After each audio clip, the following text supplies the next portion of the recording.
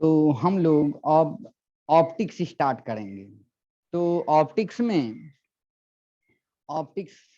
Light के बारे में इससे पहले इंट्रोडक्शन में मैं बताया हूँ। लाइट इलेक्ट्रोमैग्नेटिक वेव होता है, उसके वो अपने साथ एनर्जी लेकर के चलता है।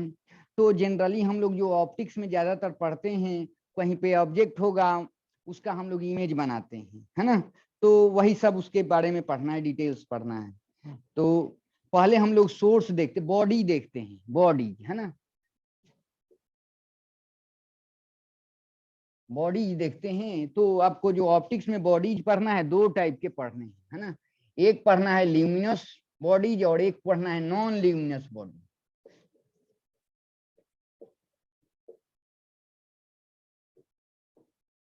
और दूसरा होता है नॉन ल्यूमिनस बॉडी।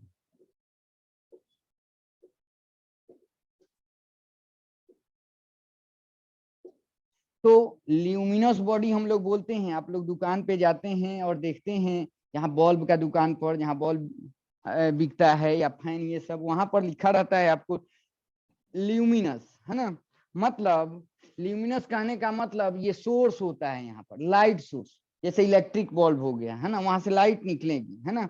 तो कहा जाता है कि जो बॉडी लाइट को इमिट करता है उसको ल्यूमिनस बॉडी बोलते हैं, है ना। The body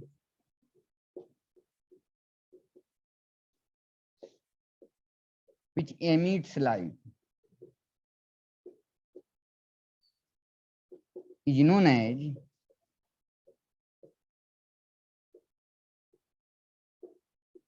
luminous body.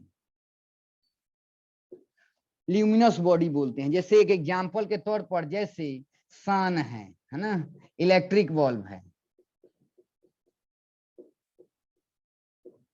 ना, ये सब सोर्स हो गए। जैसे सोर्स कहने का मतलब यहाँ पर लाइट सोर्स है, यहाँ से लाइट निकल रही है, हाँ, लाइट निकल रही है, लाइट एनर्जी जो भी है ना। तो ल्यूमिनस बॉडी, जो बॉडी लाइट को इमिट करता है, उस क्या हो जाएगा, है ना, वो हो जाएगा ल्यूमिनस बॉडी हो जाएगा। और लाइट निकल करके जिस बॉडी पे पड़ेगी, है ना, ये लाइट एनर्जी, उसको बोलेंगे हम लोग नॉन ल्यूमिनस बॉडी। मतलब नॉन ल्यूमिनस बॉडी लाइट को इमिट नहीं करता है, इस पे लाइट आके गिरती है। मतलब कह सकते हैं the body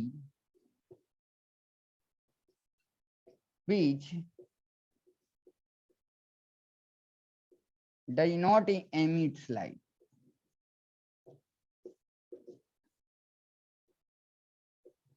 is known as non luminous body। Non luminous body,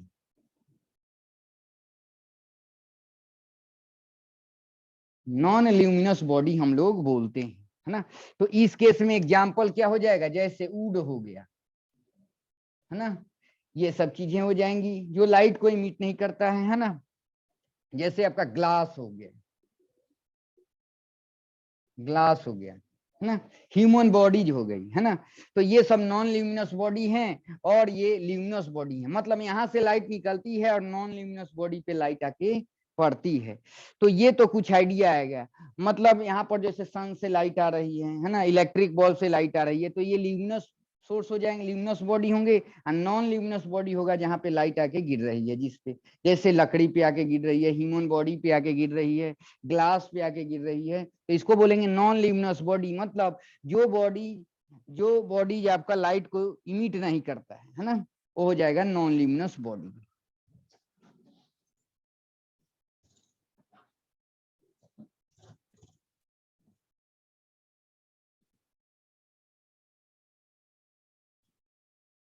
अब आपको ल्यूमिनस तो पता हो गया, लाइट सोर्स समझना, जहां से लाइट एनर्जी निकलती है, जो बॉडी लाइट को इमिट करता है। अब नॉन ल्यूमिनस बॉडी आपका जिसपे लाइट आके पड़ती है। तो नॉन ल्यूमिनस बॉडी तीन टाइप का होता है ना। Non luminous body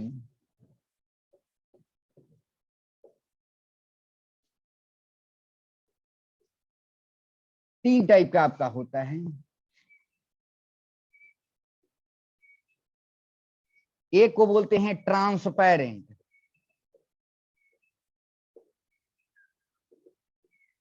transparent body, है ना। दूसरा होता है ट्रांसलूसेंट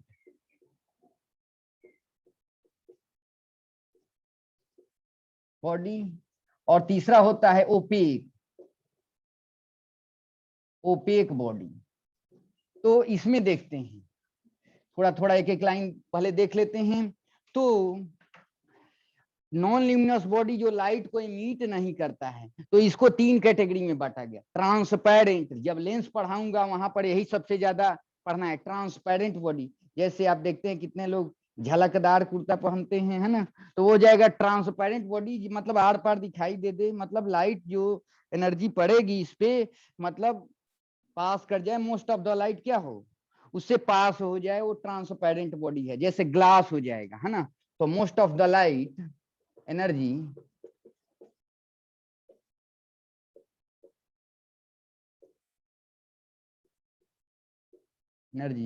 passes through them, है ना।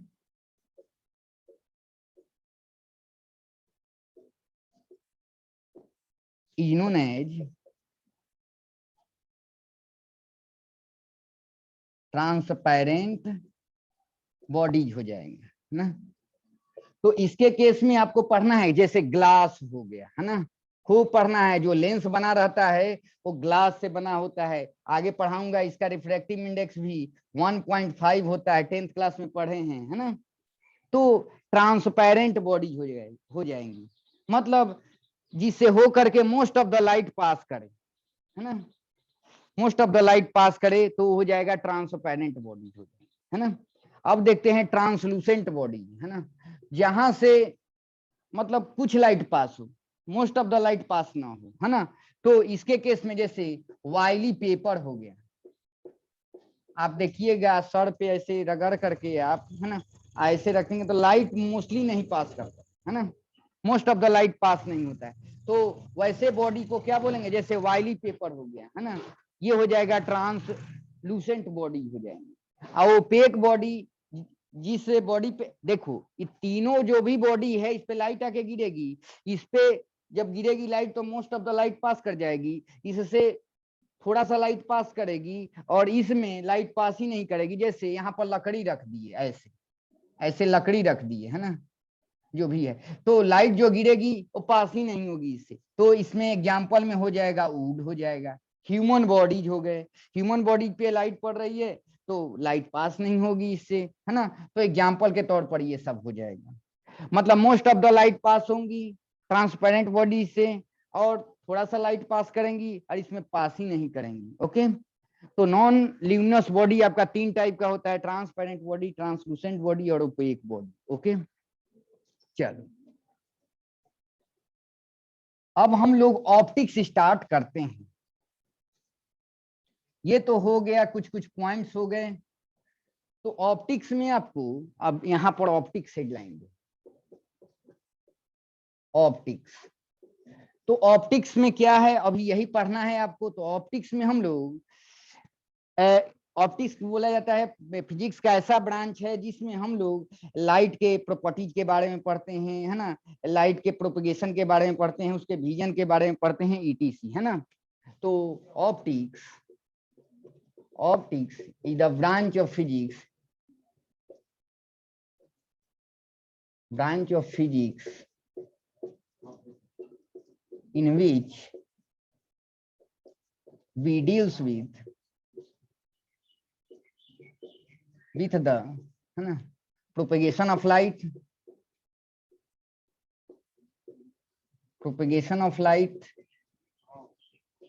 है ना, properties of light,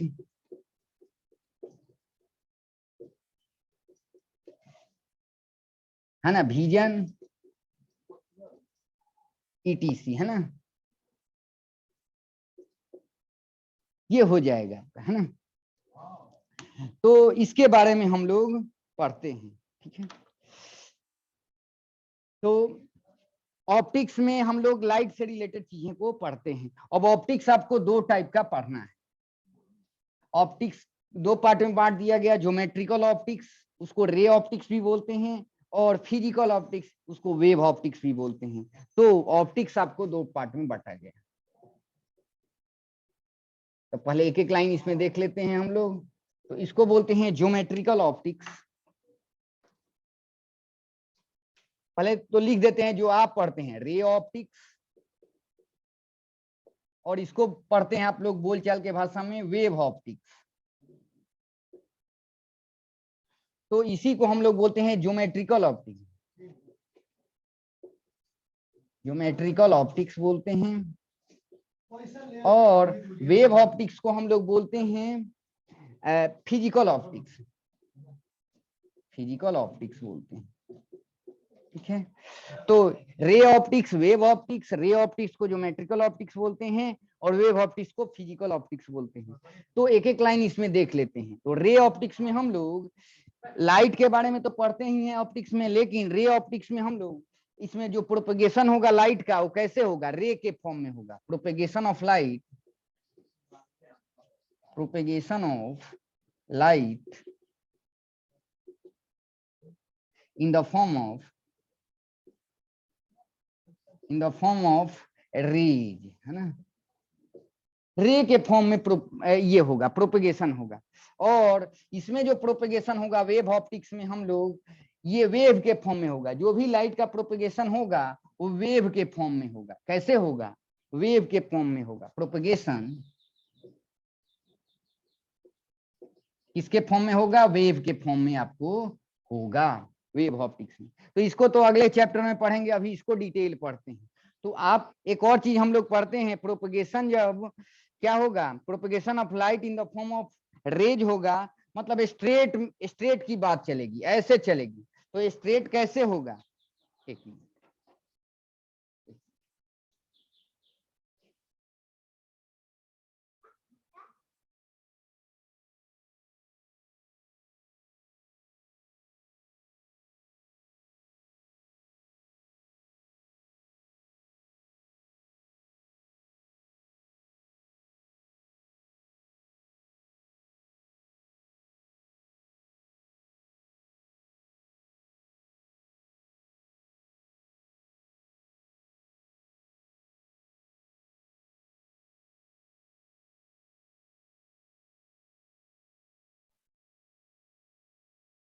चलो।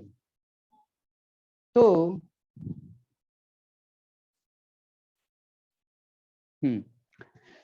तो यहां तक आए थे, रे के फॉर्म में होगा, रे के फॉर्म में होगा आपको। तो ठीक है, स्ट्रेट में चलेगा। तो स्ट्रेट में चलने के लिए इसमें कंडीशन दिया जाता है रे ऑप्टिक्स में आपको, कि जो वेवलेंथ होगा, लाइट के पास पार्टिकल नेचर होता है, वेव भी नेचर होता है, वेव के फॉर्म में प्रोपेगेट करेगा, उसको हम लोग वेव ऑप्टिक्स में पढ़ेंगे। इसमें स्ट्रेट में चलेगा, रे के फॉर्म में, रे जो चलेगी वो स्ट्रेट में चलेगी ऐसे। तो उसको चलने के लिए कंडीशन बोला गया कि लाइट का जो वेवलेंथ होना चाहिए, क्या होना चाहिए, वेवलेंथ ऑफ लाइट, ये क्या होना चाहिए, लेस होना चाहिए, लेस होना चाहिए। जिस पे लाइट आके पड़ रही है उसको ऑब्स्टेकल बोलते हैं। ऑब्स्टेकल के साइज से जो वेवलेंथ इसका होना चाहिए, इसका साइज छोटा होना चाहिए, तभी लाइट प्रोपेगेट करेगी, ये स्ट्रेट में ऐसे प्रोपेगेट करेगी। क्यों, क्योंकि आप 9th क्लास में जानते हैं, क्या पढ़ते हैं, V is equal to F lambda पढ़ते हैं ना, है ना, यही C is equal to F lambda. क्योंकि लाइट जो चलती है कैसे, लाइट का स्पीड यहाँ कांस्टेंट होता है C, तो एफ का वैल्यू क्या होगा, देखो तुम, C बाई लेमडा। अगर लेमडा का वैल्यू कम होगा तो फ्रीक्वेंसी क्या होगी, ज्यादा होगी। अब फ्रीक्वेंसी ज्यादा होगी तो स्ट्रेट में चलेगा, ये कंडीशन होता है। जितना आज आप लोग जितने इलेक्ट्रोमैग्नेटिक वेव देखते हैं, हम लोग मोबाइल कम्युनिकेशन देख रहे हैं, हाई फ्रीक्वेंसी पे काम होता है। हाई फ्रीक्वेंसी पे काम अगर होगा तो स्ट्रेट में चलेगी।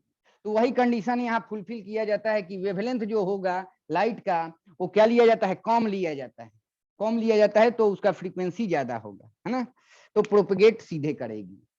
तो जो भी प्रोपगेशन होगा वो स्ट्रेट में होगा। रे के फॉर्म में पढ़ते हैं वेव ऑप्टिक्स में, रे ऑप्टिक्स में, और वेव ऑप्टिक्स में जो भी प्रोपगेशन होगा वेव के फॉर्म में आपको होगा।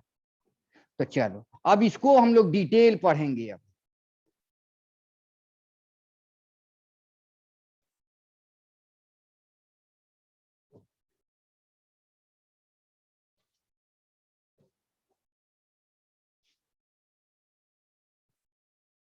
अब जो आपको पढ़ना है, हम लोग रिफ्लेक्शन से स्टार्ट करेंगे, रेगुलर रिफ्लेक्शन, है ना।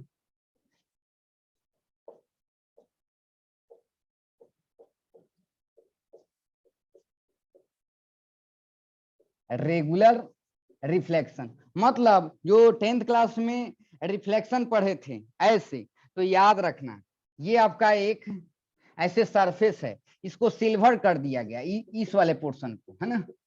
तो ये हो गया नॉन रिफ्लेक्टिंग, नॉन रिफ्लेक्टिंग, ये नॉन रिफ्लेक्टिंग पार्ट है और ये आपका रिफ्लेक्टिंग पार्ट है।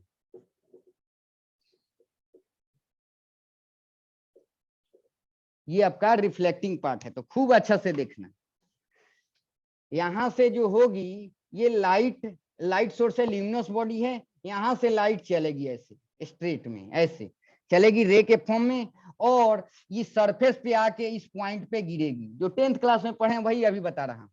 तो ये आपका ये नॉर्मल है। तो नॉर्मल के साथ ये जो एंगल बनेगा ये इंसिडेंट रे होता है, इंसिडेंट रे ये नॉर्मल होता है। इंसिडेंट रे नॉर्मल के साथ जो एंगल बनाती है तो उसको बोलेंगे एंगल ऑफ इंसिडेंस, है ना, एंगल ऑफ इंसिडेंस। और जितना एंगल ऑफ इंसिडेंस होगा अगर 30 डिग्री, तो नॉर्मल से 30 डिग्री बना करके ऐसे ये रिफ्लेक्ट हो जाएंगे। तो इसको एंगल ऑफ रिफ्लेक्शन भी बोलते हैं आर। ये रिफ्लेक्टेड रे है।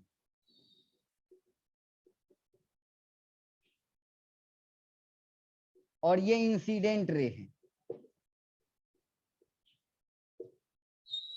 और ये नॉर्मल है।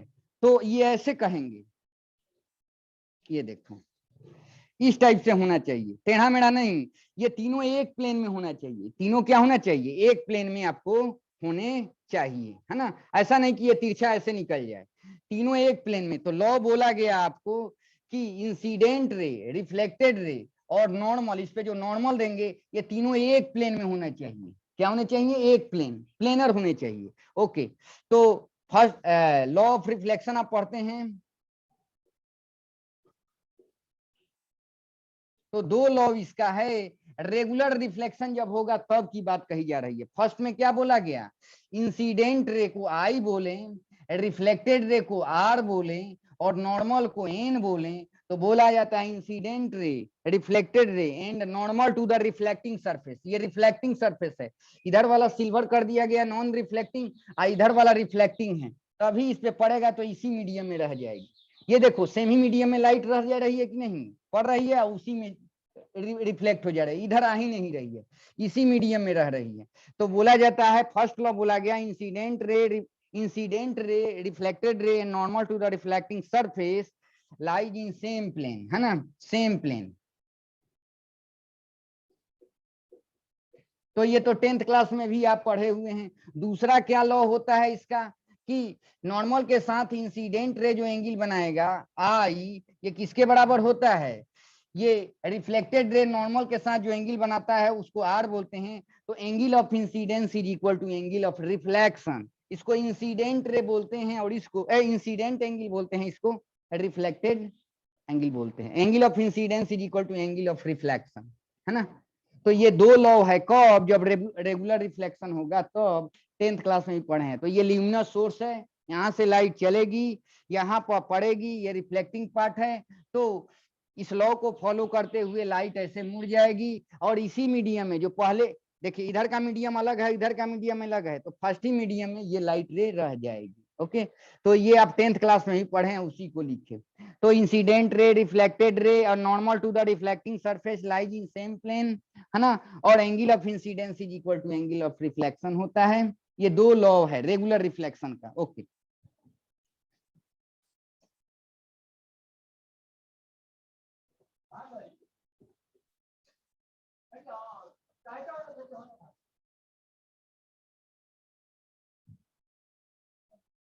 अब देखते हैं हम लोग, ये तो हो गया लॉ, ठीक है।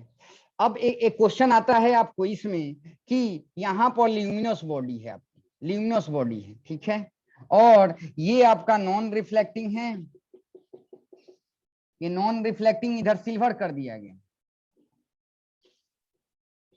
नॉन रिफ्लेक्टिंग, और ये आपका रिफ्लेक्टिंग है, ठीक है। यहां से लाइट आई, ठीक है, और ये मीडियम 1 है, ये मीडियम 1 है और ये मीडियम 2 है।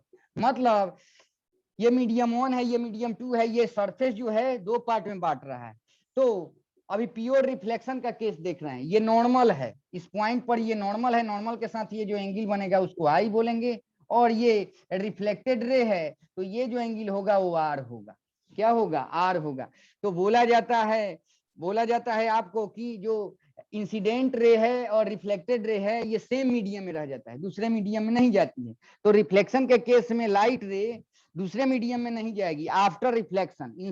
इंसिडेंट रे जब यहाँ गिरेगी इस पॉइंट पर तो रिफ्लेक्ट हो जाएगी, दूसरे मीडियम में नहीं जाएगी, उसी मीडियम में लाइट रे रह जाती है। तो अब बताओ, यहां से मान लेते हैं सन से लाइट आ रही है, ऐसा मान के चलो, तो एक होता है इसके साथ फ्रीक्वेंसी टर्म एसोसिएटेड होता है, एक लेमडा टर्म एसोसिएटेड होता है, और एक आपका सी एसोसिएटेड होता है। ओके, तो आप भी जानते हैं सी का वैल्यू क्या होता है? 3 × 10⁸ मीटर पर सेकेंड होता है। चलो ठीक है, अभी पढ़े थे V = F लेमडा पढ़े थे। V के जगह लाइट के केस में जो C हो जाएगा और ये F हो जाएगा, ये लेमडा हो जाएगा। और यहाँ पर बड़ा बेहतरीन चीज है, F का वैल्यू C/λ होता है। तो बोला जाता है frequency is the property of source. बहुत इंपॉर्टेंट पॉइंट मैं लिख रहा हूं यहाँ, frequency is the property of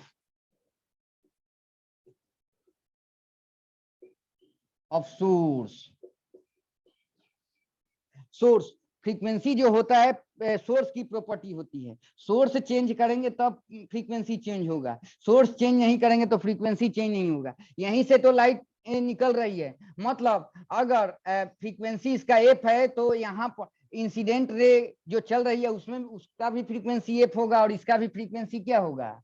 F होगा। फ्रीक्वेंसी सोर्स पे डिपेंड करती है, मीडियम पे डिपेंड नहीं करती है, इसीलिए लिखा हूं, बहुत इंपॉर्टेंट पॉइंट है, frequency the property of source. Okay, तो लाइट रे तो ऐसे इंसिडेंट हुई या ऐसे रिफ्लेक्ट हो गई, फर्स्ट मीडियम में रह गई, मतलब फ्रीक्वेंसी तो इसका क्या है? आपका फिक्स्ड है। क्या है? फिक्स्ड है। ओके, फिक्स्ड है। और आपका जो सी है ये आपका स्पीड ऑफ लाइट है। क्या है? स्पीड ऑफ लाइट है।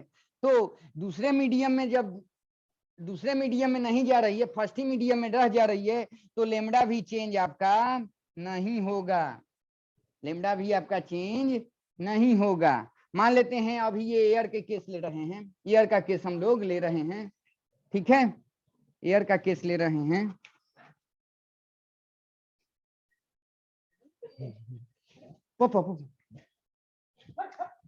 रुकिए,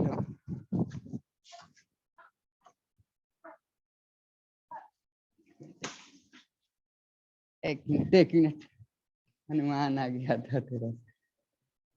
रुक।